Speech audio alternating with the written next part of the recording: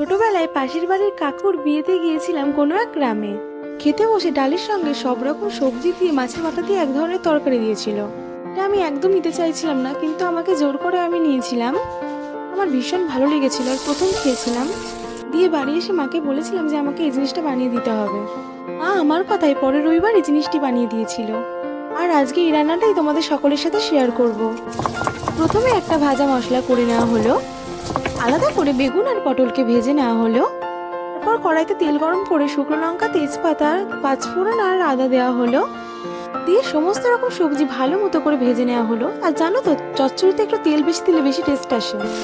তারপর এর মধ্যে নুন, হলুদ, জিরে গুঁড়ো, ধনে গুঁড়ো অ্যাড করে দেওয়া হলো। আমার ভিডিও যদি তোমাদের ভালো লাগে প্লিজ আমাকে সাবস্ক্রাইব, ফলো করে দিও। আর আমাকে কমেন্টে জানিয়ে রেসিপিটা তোমাদের কেমন লেগেছে। এরপর এর মধ্যে টমেটো কুচি দিয়ে মিশিয়ে নেওয়া হলো। আগে থেকে ভেজে রাখা আলু পটলটাকে দিয়ে দেওয়া হলো। ভেজে রাখা মাছের মাথাগুলোকে খুন্তির সাহায্যে ভেঙে মিশিয়ে নেওয়া হলো। দেখেই বেশ লোভনীয় মনে হচ্ছে। নামানোর আগের মুহূর্তে পেস্টের জন্য চিনি আর ধনেপাতা দেওয়া হলো। আর আগে থেকে ভেজে রাখা ভাজা মশলাটা উপর দিয়ে ছিটিয়ে দেওয়া হলো। কমপ্লিট।